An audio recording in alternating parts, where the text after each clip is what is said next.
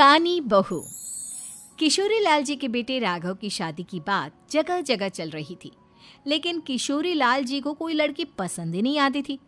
और उसकी एक ही वजह थी, किशोरी लाल जी का लालची होना।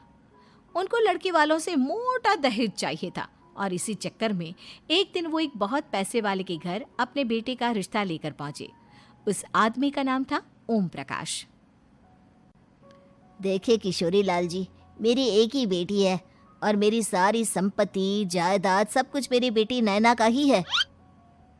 पापा, नाम से लगता है बहुत खूबसूरत होगी। कितना अच्छा नाम है ना, नैना। ओ, वैसे बात तो सही है आपकी। अब इतना पैसा है, जमीन जायदाद है, इकलौती बेटी, आप भी क्या करेंगे? सब कुछ उसे ही देंगे ना। बिल्कुल ठीक पहचाना आपने। बस बेटी की शादी और सारी जायदाद उसके नाम। पापा, बिना देखे हाँ कर दीजिए ना। इतना अच्छा रिश्ता फिर कहाँ मिलेगा?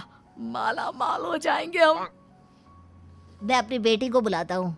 अरे नहीं नहीं नहीं नहीं, आपकी बेटी का नाम नैना है, सुनकर ही लगता है बहुत सुंदर होगी। रहने दीजिए अंकल, मैं तो आपकी बेटी के नाम से ही इतना खुश हो गया हूँ कि उसे बिना देखे शादी करने को तैयार हूँ। अब तो मैं उसका चेहरा सीधे शादी के बाद ही देखूंगा। और इस तरह राघव नैना का चेहरा नहीं देखता और उससे शादी कर लेता है। शादी के बाद अपनी सुहाग रात पर जब राघव नैना का घूंघट उठाकर देखता है तो नैना की आंखें बंद थी। कितने खूबसूरत हो तुम नैना, जरा अपनी आंखें खोलकर मेरी तरफ देखो तो सही। नहीं, मुझे शर्म आती है। अरे, मैंने तुम्हें शादी से पहले भी नहीं देखा, और अब अगर तुम आंखें खोलकर मुझे देखोगी भी नहीं तो मुझे अच्छा कैसे लगेगा? इससे पहले कि नैना अपनी आंखें खोलकर राघव की तरफ देखती, अचानक से लाइट चली गई और राघव नैना को पूरी तरह से देख भी नहीं पाया। अगली सुबह नैना राघव के लिए नाश्ता बनाकर लेकर आई। अरे ये क्या, आधा पराठा सेका हुआ है और आधा बिल्कुल कच्चा। ये तुमने क्या किया नैना? बहू, तुमने क्या आधा पराठा तवे से नीचे लटका कर रखा था, जो आधा सेका है और आधा कच्चा? मुझे जितना दिखेगा उतना ही तो सीखूंगी ना पापा जी। जहाँ जहाँ मुझे नजर आ रहा था वहाँ मैंने सीख लिया, जहाँ जहाँ नहीं दिखा वहाँ कच्चा रह गया होगा। इसका क्या मतलब है? ये कैसा मजाक कर रही है तुम? अरे बहू, तुमने इतना लंबा घूंघट क्यों लगाया हुआ है? देखो, हमारे घर में बहुओं को बेटी की तरह रखा जाता है, और फिर तुम तो इतना सारा माल लेकर आई हो। देखो, ये घूंघट डालकर रखने की कोई ज़रूरत नहीं है। हाँ नैना, पापा जी ठीक कह रहे हैं, तुम तो आराम से रहो, अपना ही घर समझो। नैना अचानक से अपना घूंघट उठा लेती है।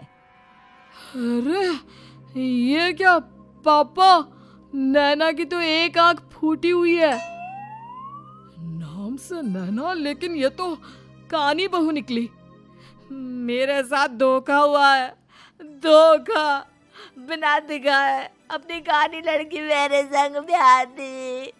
मुझे कानी बीवी नहीं चाहिए। मुझे अभी ओम प्रकाश जी से बात करनी पड़ेगी। आखिर उन्होंने मेरे साथ ऐसा किया क्यों? अरे, आप लोगों ने ही तो पापा से कहा था कि आप लोग शादी से पहले मुझे देखना नहीं चाहते। अब मेरे पापा पर क्यों इल्जाम लगा रहे हैं? अरे लेकिन उन्हें बताना तो चाहिए था ना कि तुम कानी हो, एक आंख से तुम्हें दिखाई नहीं देता। किशोरी लाल और राघव नाराज होकर ओम प्रकाश को अपने घर बुलाते हैं। पापा जी, ये आपने क्या किया? शादी से पहले बताया क्यों नहीं कि नैना की आंखों में परेशानी है?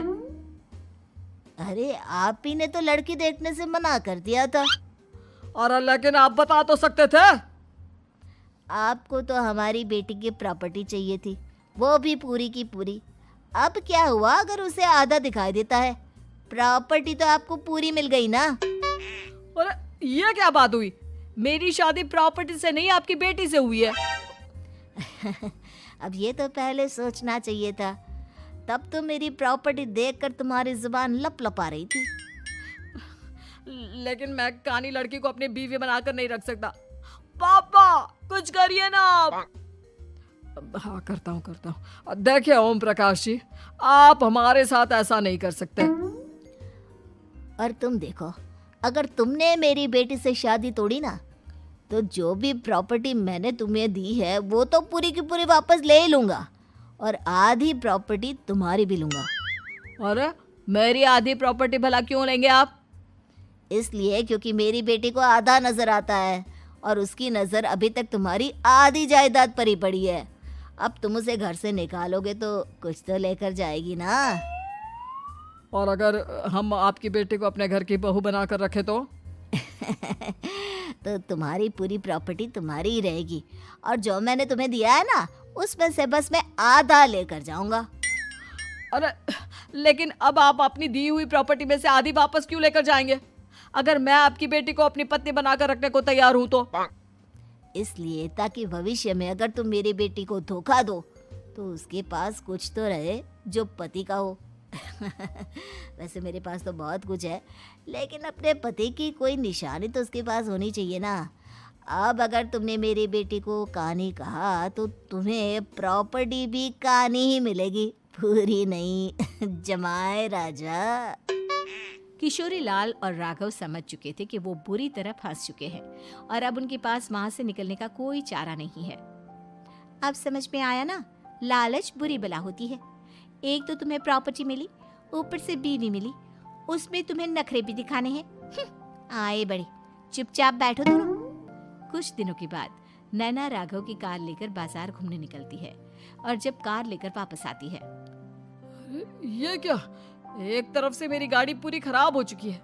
लगता है तुमने मेरी गाड़ी को किसी दूसरी गाड़ी के साथ एक्सीडेंट किया है। अरे अरे कितना बड़ा नुकसान कर दिया तुमने बहू। वो क्या है ना पापा जी, मुझे एक आंख से दिखाई नहीं दे रहा था, सामने से गाड़ी आ रही थी। मुझे तो सिर्फ आधा ही दिखाई दिया और वो गाड़ी मेरी कार से रगड़ते हुए निकल गई। अब मैं क्या करूं बताओ?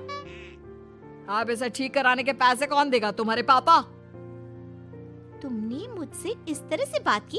अभी रुको। नैना राघव की शिकायत ओम प्रकाश को कर देती है। देखो राघव, अब जो मेरी आधी प्रॉपर्टी तुम्हारे पास थी ना, उसमें से आधी और मैं लेकर जाऊंगा, क्योंकि तुमने मेरी बेटी को डांटा। अरे नहीं नहीं पापा जी, गलती हो गई, माफ कर दो। गलती की तो कोई गुंजाइश ही नहीं। अगली बार मेरी बेटी को डांटा तो बची हुई आधी में से आधी और ले जाऊंगा। लालच के चक्कर में हम दोनों ने बहुत बड़ी गलती कर दी बेटा। एक तो तुम्हें कानी बहू मिली और ऊपर से जो माल मिला वो भी काना।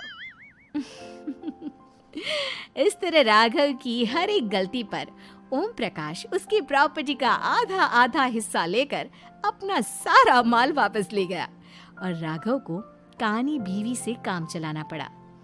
भाई लालच वाकई में बुरी बला है।